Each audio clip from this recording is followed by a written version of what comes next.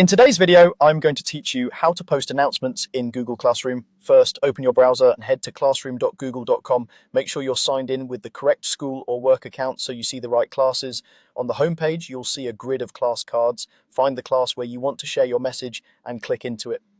In the example shown, it's a sample class, but on your screen, it will be the class you actually teach. Inside the class, you'll be on the stream, which is where announcements live and where students will see updates. Look for the option to create a new announcement and click it. This opens the announcement editor so you can prepare your message before it goes live. Before typing, you can adjust how your message looks. Click the highlight or formatting option to emphasize key details. This is helpful for dates, deadlines, or a short call to action. Choose the style you prefer, then click Done to apply those changes to your announcement box.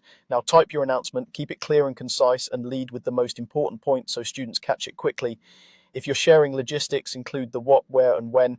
If it's a reminder, restate the due date and any required materials. You can paste links to resources, attach files from Drive, or add a quick note about where to find more information.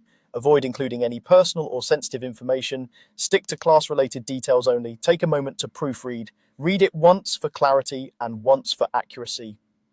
Short paragraphs or line breaks make longer announcements easier to scan, especially on mobile. If you highlighted text earlier, confirm that the emphasis draws attention to the right parts of your message and that everything remains readable.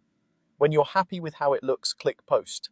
Your announcement will appear at the top of the stream for this class, and students will be able to see it right away. Depending on your notification settings, they may also receive an email or app notification.